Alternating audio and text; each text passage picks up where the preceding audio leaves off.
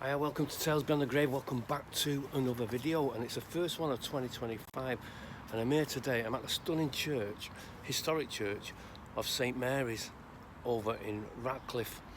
And it's a tale of three different things. It's a tale about the church, it's a tale about the Radcliffe Tower, which is over there, the remains of the Radcliffe Tower, that is, and also a ghost story attached to the tower. So let's go and have a look. Now, it was once known as St. Mary and St. Bartholomew, and the church was built in different time periods. I want to take you around it. You can see where the different time periods took place. Different stones were used, and different architects were used on the project as well. So let's go and take you and show you.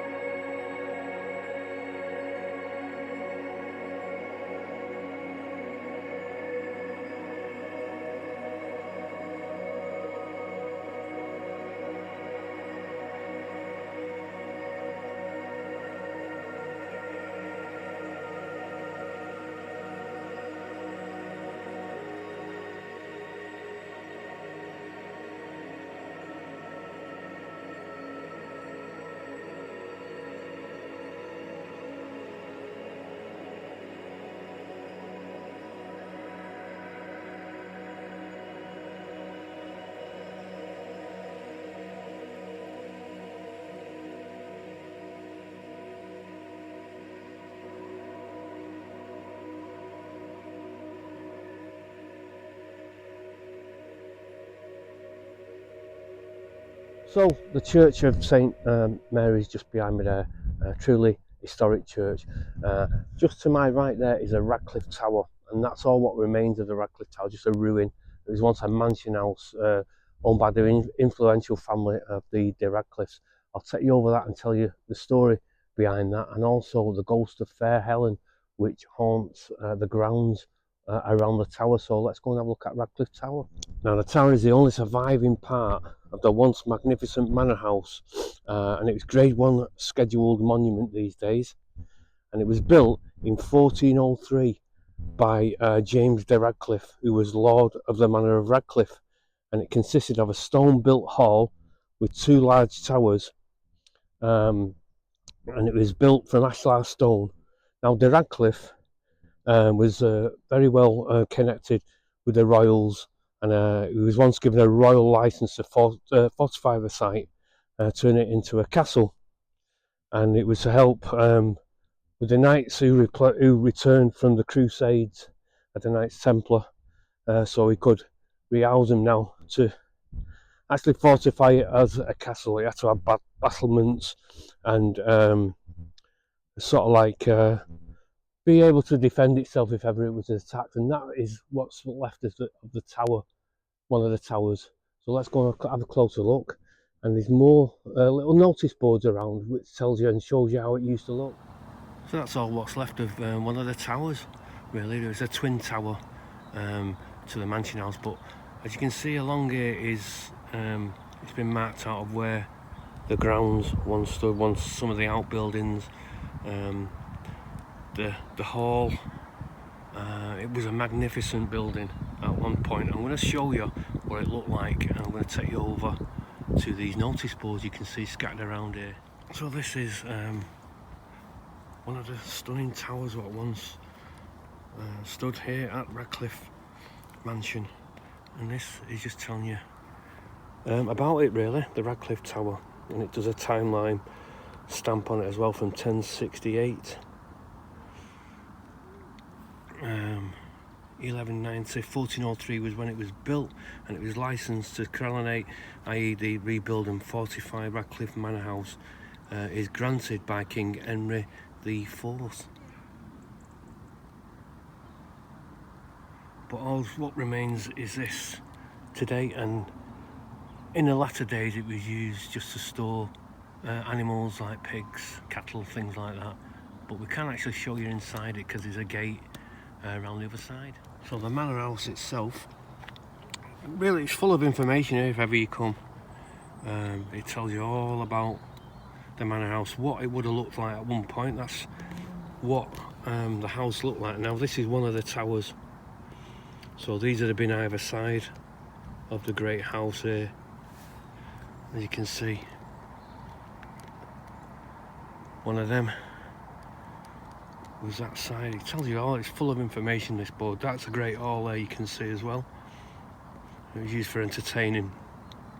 James Radcliffe dies and he's buried at St.Mary's Church in 1410. The Radcliffe estate is sold to the Ashton family, and the site becomes a farmstead. The great hall is used as a barn. What an absolute travesty for such a magnificent building to later be used as a barn.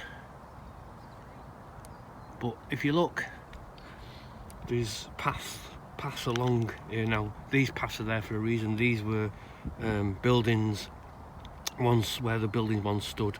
It's the foundation stones of the buildings around me what once graced this land, owned by the Radcliffe family. And then we see when times did change and the tower farm, the tower become a farm, really. Again, time stamps on this, 1670s, 1750s, right up until it was actually demolished with just the tower remaining.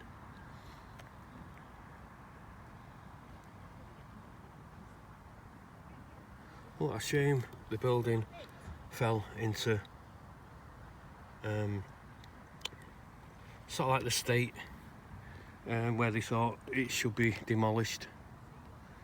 We'll take you over there to that gate. There's a gate there, and we can slip you through and put you in and see what it looks like inside. I don't know what you're up to now. You can't actually get into it, but we can more or less show you inside how this part of the tower would have once looked. As you can see, it's really the thickness of them stones. The camera don't do it justice, how thick the walls are and the size of the actual stones. Now, it was made from ashlar stone, which is a higher grade of stone, really. So you can show you how much money the Radcliffes had to use ashlar stone. This is inside. I'm going to turn you so we can get you in without banging. So we're inside the now ruins of the Radcliffe Tower. Try and stretching out round there so you can have a look.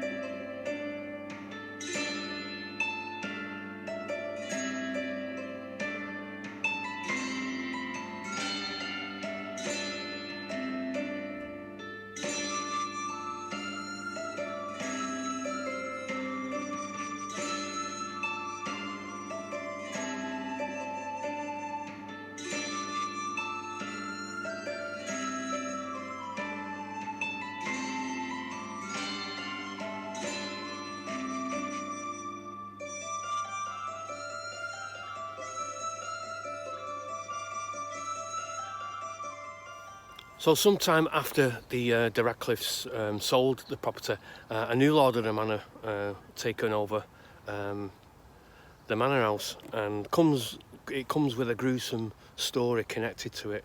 Now, the lord of the manor was a widow, and he had one daughter called Helen, and he doted on Helen. He absolutely loved her. He cherished her. She was beautiful. She was daddy's girl, really. And what he did was he remarried a new wife, and she actually hated Helen. She couldn't stand her. She couldn't stand the attention that her husband gave to Helen instead of her. And one day while he was away, she killed Helen, and she not only did she kill her, she chopped her up into pieces and had her cooked in the kitchen, where she put her into pies and stews and things like that. And what she did when her husband returned, he was asking where his beloved Helen was, and she said she's gone off to a nunnery. She's gone to be a nun. And he was devastated by this news. He searched high and low for Helen. He couldn't find her, and his wife was feeding him these pies and stews and things like that, and he wouldn't eat. He said, "I'm not eating at this table until my Helen returns," and she never did. And what happened then was there was a young lad who was one of the cooking staff, and he went to see the master, and he told him what had happened, what the wicked stepmother had done. And he was so enraged by this, what he did was to have her burnt at the stake. And he was devastated that she'd done this to him, and murdered his beloved Helen, and even tried to feed him with pieces of Helen's flesh. And so he was that distraught by this that he had her burnt at the stake to seek his revenge on her. And the ghost of Fair Helen, she walks around this site where we are today in search of her beloved father. And the beloved father, he walks around the site as well, looking for his beloved Helen, and they never meet. So we're at the end of the video now. Thanks for watching. This has been the Radcliffe Tower and St. Mary's Church, just over there, and the gruesome tale of Fair Helen. Hope you've enjoyed this one. If you're new to the channel, thanks for subscribing, and give us a thumbs up, share if you would, and let us know what you think. So I've got a list as long as my arm. I've not been out since a couple of months ago, so this is new. 2025, trying to cut through my list, see where I go next. I'm not too sure where I'm going to go next, but the best thing to do, as I normally say, I'll see you when I get there. Thanks for watching.